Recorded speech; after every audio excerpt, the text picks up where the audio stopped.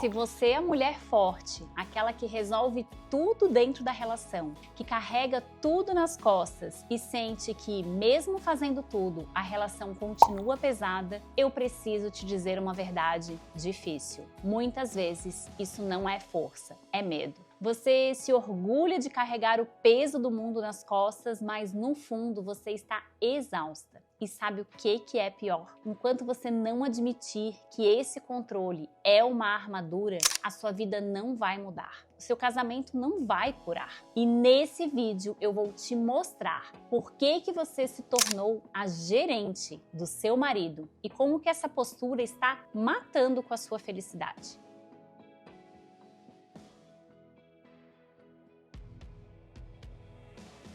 Você vive num ciclo vicioso. Você reclama que ele não tem iniciativa, mas quando ele tenta, você critica.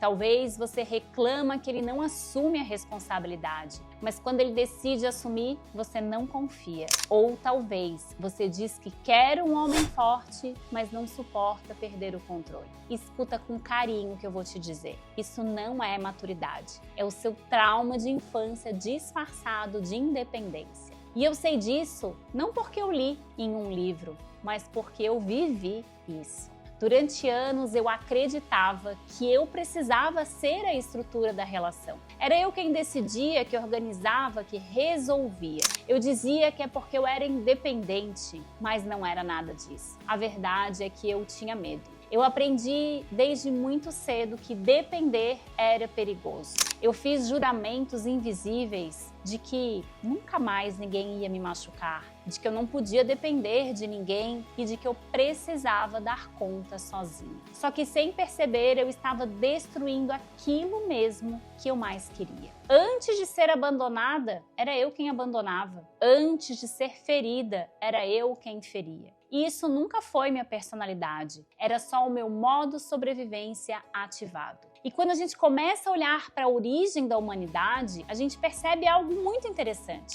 Lá no livro de Gênesis, a gente percebe um segredo da engenharia divina. Deus criou primeiro o que sustenta para depois criar aquilo que seria sustentável. Ele criou a ordem, criou o ambiente, criou a estrutura e só depois colocou o ser humano dentro dela. Se o homem tivesse sido criado antes da estrutura, ele não teria sobrevivido. Seria pesado demais, desordenado, forçado. E é exatamente assim que muitas mulheres hoje vivem, forçando uma vida fora de ordem. E é por isso que se frustram. Em 1 Coríntios 11, Paulo fala sobre a ordem. E entenda, a ordem não é opressão. Ordem é funcionamento saudável. Só que quando a ordem é invertida, o sistema adoece. Se a mulher tenta ser o teto, quando ela foi chamada para ser o coração, a estrutura racha. Em Gênesis 2:18, Deus nos chama de auxiliadoras idôneas. E no original hebraico, as palavras são ainda mais poderosas. Auxiliadora é ezer,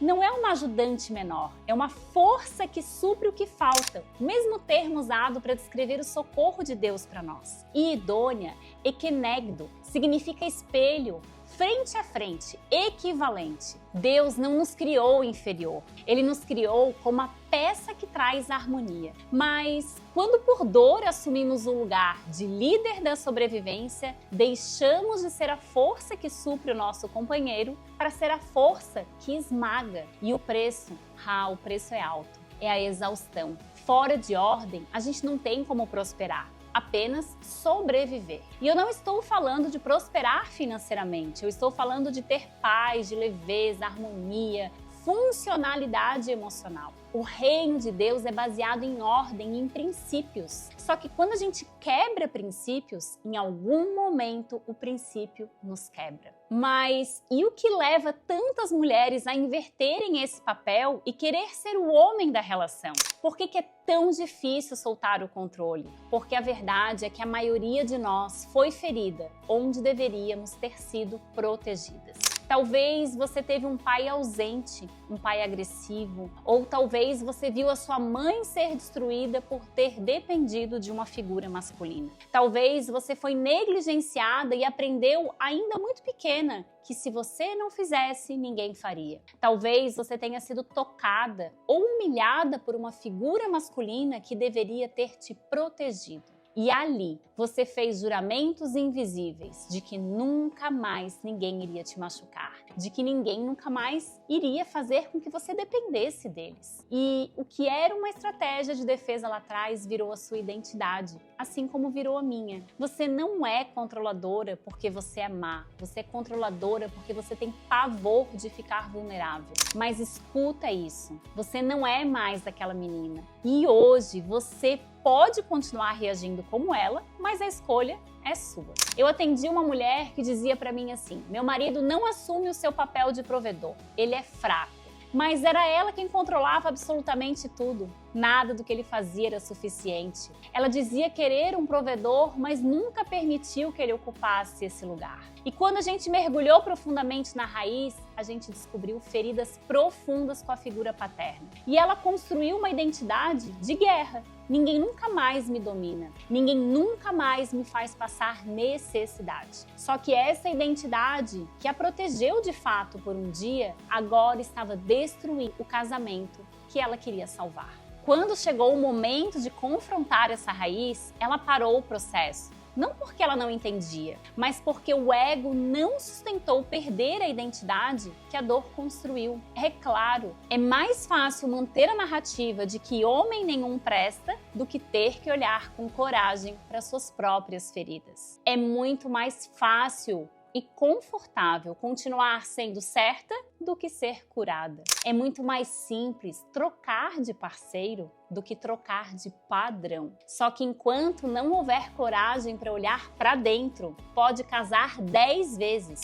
O ciclo só vai se repetir. Só vão mudar os personagens. Isso não é acusação, é realidade. E talvez hoje você esteja entendendo algo sobre você mesma que ninguém nunca te explicou. Você não é difícil. Você se adaptou para sobreviver. Eu estou no meu 3º casamento. E se eu não tivesse admitido que eu estava fora do meu lugar, do lugar que Deus me criou para ocupar, eu provavelmente já teria me separado mais uma vez. Porque admitir isso foi humilhante para o meu orgulho. Foi doloroso, foi confrontador, mas foi libertador. Entre muitos desafios nesse processo, abrir uma conta conjunta foi um dos atos mais simbólicos da minha vida conjugal, porque foi muito desafiador. Aquilo representava confiar. Só que para quem aprendeu que depender é perigoso, praticamente é impossível confiar em alguém. Eu não curei o meu casamento mudando ele. Eu curei o meu casamento quando eu ressignifiquei a minha história e abandonei a identidade que a dor tinha criado em mim. Hoje eu vivo um casamento saudável, não porque eu virei uma mulher submissa, mas porque eu virei consciente de quem eu sou e de quem Deus me fez para ser. E qual é o meu lugar dentro de uma relação. Mudança não é evento, é processo. E processo dói, mas liberta. Escuta isso com carinho. O casamento não revela quem é o outro. Revela as suas feridas que você ainda não teve coragem de curar. Você pode orar, você pode jejuar, mas se você continuar no lugar do trauma, nada vai se sustentar. Deus opera por princípios. E é só quando você volta para o seu lugar de paz e confiança que Ele te criou que o sistema ao seu redor começa a se alinhar. Quando 2 adultos integram as suas feridas, a polaridade volta a ser de parceria e não de competição. Só que isso exige algo que poucos querem assumir: autorresponsabilidade. Se esse vídeo falou com você, não ignore esse desconforto. O Espírito Santo não revela para te envergonhar, ele revela para te restaurar. Você não é fraca, você se adaptou para sobreviver, mas agora é você quem pode escolher viver.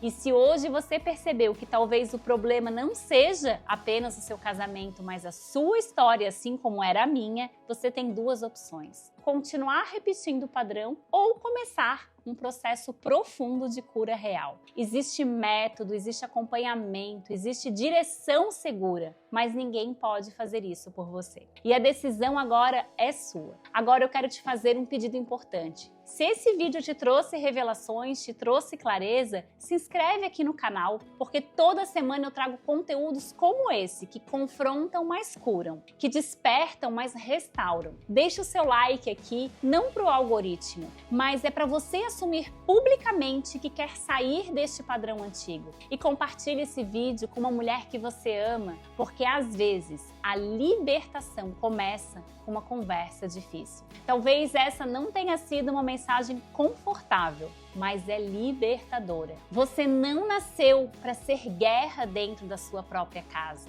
Você nasceu para ser parceira. Mas primeiro, você precisa voltar para o seu lugar.